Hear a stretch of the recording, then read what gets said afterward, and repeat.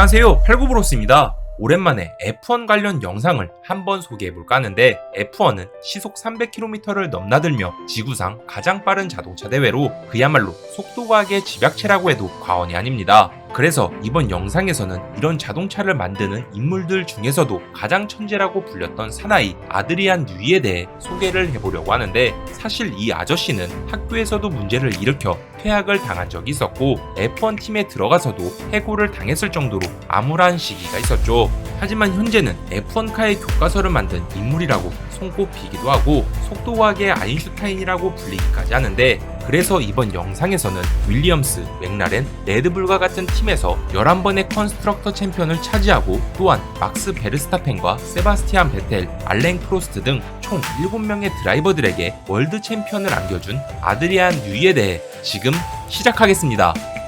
운명과도 같았던 진로 변경, F1의 안방이라고 할 수 있는 영국에서 1958년에 태어난 아드리안 뉴이는 수의사인 아버지와 2차 세계대전 당시 구급차를 운전했던 어머니 사이에서 태어나게 되었습니다. 특히 어렸을 때부터 아드리안 뉴이는 물리와 수학 같은 학문에서 뛰어난 재능을 보였었지만 고등학교에서 문제를 일으켜 퇴학을 당한 적이 있었죠. 그러나 1980년 사우스햄튼 대학의 항공우주공학대학에서 무려 4년 동안 우수한 성적을 받으며 수석으로 졸업을 하게 되었고, 누구나 그렇듯 졸업 후에 자신의 전공을 살려 영국 왕립기술연구원에서 우주산업에 관한 일을 막 시작하려던 참이었는데, 하지만 당시 영국은 엄청난 경제난을 겪고 있던 터라 영국 정부는 인플레이션을 통제하게 되었고, 그 결과 극악의 경제 불황을 맞이하게 되었습니다. 결국 실업자가 300만 명에 다다르며 영국은 대공황 이후 가장 높은 수준의 실업률을 달성했다고 하네요. 그러나 학창시절 우수한 성적 때문인지 아드리안 뉴이는 교수의 추천을 받아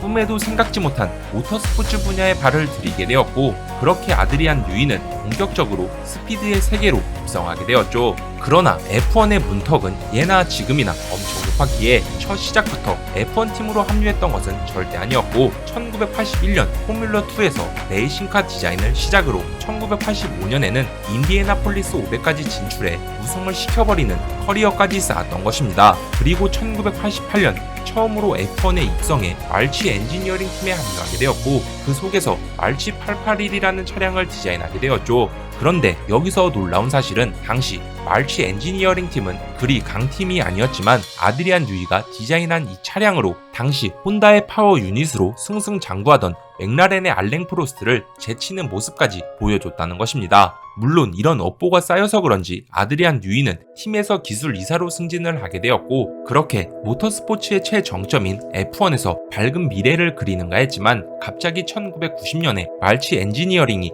레이톤하우스 레이싱으로 팀이 변경되면서 돌연 해고 통지를 받게 되었고, 그 길로 아드리안 뉴이는 1991년에 1980년대부터 1990년대까지 F1에서 강팀으로 군림했던 윌리엄스 F1 팀에 합류하게 되었죠. 그리고 이때부터 진짜 아드리안 뉴이의 레이싱은 본격적으로 시작이 된 것입니다. 윌리엄스에서의 아드리안 뉴이, 영국인들이 가장 사랑했던 드라이버 나이젤 만셀과 발테리 보타스 이전에 최고의 세컨드 드라이버라고 불렸던 리카르도 파트레제가 있는 윌리엄스 F1 팀에서 아드리안 뉴이는 막대한 예산과 지원을 받으며 르노의 파워 유닛을 장착한 FW14이라는 차량을 만들게 되었습니다. 하지만 당시에는 F1 최고의 스타 아일톤 세나가 맥라렌에 있었고, 결국 윌리엄스는 맥라렌과 세나에게 챔피언 타이틀을 넘겨주며 아쉽게도 나이젤 만셀이 2위로 시즌을 마감하는 결과를 낳게 되었죠. 그러나 다음 해인 1992년에는 윌리엄스와 아드리안 뉴이가 FW14이라는 차량을 더욱 발전시켜 FW14B 차량을 내놓게 되었고, 윌리엄스는 결국 이 차량으로 16개의 그랑프리에서 무려 15번의 폴포지션과 8번의 우승을 차지하게 되었습니다. 덕분에 1992년에는 나이젤 만셀이 월드 챔피언이 되었고, 같은 팀이었던 리카르도 파트레제는 시즌 2위로 마감을 하면서 윌리엄스는 자신들의 기술력을 입증하게 되었는데, 여기서 더 나아가 윌리엄스는 잠시 은퇴를 했다가 복귀한 알랭 프로스트까지 1993년에 월드 챔피언을 만들게 되면서 그야말로 윌리엄스는 최고의 전성기를 맞이하게 되었죠.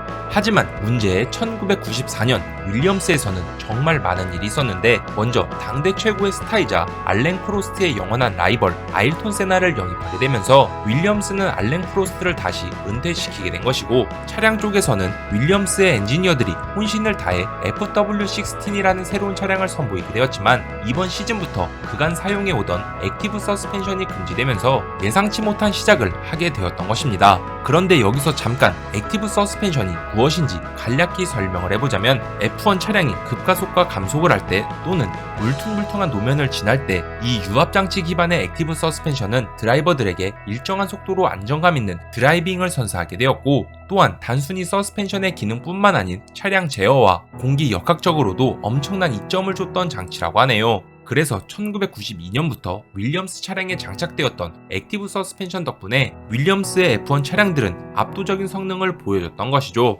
다시 돌아와 1994년 아드리안 뉴이가 디자인한 F1카는 액티브 서스펜션이 사라져서 그런지 예전처럼 압도적인 모습을 보여주진 못했고, 특히 차량이 코너를 돌 때면 언더스티어가 나다가도 갑자기 오버스티어가 발생하는 일이 생기게 되면서 드라이버들은 차량을 운전할 때 속도와 안전성 등 여러 면에서 애를 먹었었다고 합니다. 하지만 시즌은 시작되었고 윌리엄스는 1라운드와 2라운드를 어찌저찌 끝내긴 했지만 3라운드였던 산마리노 그랑프리에서 윌리엄스와 아드리안 뉴이 그리고 F1은 역대급으로 비극적인 상황을 맞이하게 되었죠. 먼저 금요일 예선전에서는 조던팀 소속의 루벤스 바리첼로 선수가 죽지는 않았지만 차량이 코너를 통과 후 그대로 날아오르며 배리어에 박혀버리는 사태가 발생을 하게 되었고, 토요일 예선전에서는 심텍 포드팀의 롤란드 라첸베르거 선수가 또다시 배리어에 박히며 결국 사망하는 일까지 생기게 되었던 것입니다. 그야말로 산마리노 그랑프리는 일요일 레이스를 앞두고 정말 어수선하기 짝이 없었는데, 사실 여기까지는 시작에 불과했던 것이고 이제부터가 본격적인 재앙이 시작된 것이라 알 수가 있죠. 출발 신호와 함께 한 차량이 출발을 못하게 되면서 큰 사고가 나게 되었고, 그로 인해 경기 초반부터 세이프티카가 투입되는 상황이 나오면서 레이스는 혼돈 그 자체였던 것입니다. 그러다 7번째 랩에서 1위였던 아일톤 세나와 2위였던 미하엘 슈마허가 치열한 접전을 벌이다가 돌연 1번 코너에서 아일톤 세나를 태운 윌리엄스의 FW16 차량은 밸런스가 무너지며 그대로 배리어를 받게 되었고, 그 즉시 적색기가 발령되었지만 이미 경기가 끝난 뒤에는 아일톤 세나가 세상을 뜨게 되었던 것이죠. 그 결과 윌리엄스의 차량을 디자인했던 아드리안 뉴이와 몇몇 엔지니어들은 책임을 면치 못하고 과실치사 혐의로 기소가 되었고, 결국 윌리엄스 팀 자체적으로도 징계를 내려 아드리안 뉴이는 2년 동안 무직 상태가 되는 사건이 발생하게 된 것입니다. 그런데 여기서 아드리안 뉴이가 보통 사람이 아니라고 느끼게 된 이유는, 보통 사람이라면 이런 사건을 겪었을 때 그 죄책감으로 인해 직업에 대한 회의감도 들 것이고 일은 더욱더 손에 안 잡힐 텐데, 그 반대로 아드리안 뉴이는 죄책감을 바탕으로 더욱 레이싱카 연구에 몰두했다고 하네요. 여튼 아드리안 뉴이가 공백이었던 1995년 윌리엄스는 슈마허가 있는 베네통의 우승을 뺏기게 되었고, 아드리안 뉴이가 다시 복귀한 1996년에는 FW18 차량으로 다시 윌리엄스가 우승을 되찾아왔다는 것입니다. 물론 누군가 보면 우연이라고 할 수 있겠지만 아드리안 뉴이는 그 결과로서 자신의 가치를 입증한 셈이고, 그에 걸맞게 윌리엄스의 지분을 더 원했지만 당시 윌리엄스를 이끌던 프랭크 윌리엄스 경은 이를 거절하면서 그렇게 아드리안 뉴이는 1996년을 끝으로 윌리엄스를 떠나게 되었죠. 그리고 프랭크 윌리엄스가 죽기 전 했던 인터뷰를 보면, 나는 엔지니어는 아니었지만 좋은 차와 나쁜 차를 많이 봐왔기에 어떤 차가 좋은지 알 수가 있었고, 특히 우리 차는 충분히 빠르진 않았지만 공기 역학과 같은 다른 영역에서 부족했던 것을 메꿀 수 있었다고 말하며 윌리엄스에서 그를 떠나보낸 것은 틀림없는 자신의 실수라고 인터뷰를 했다고 하네요.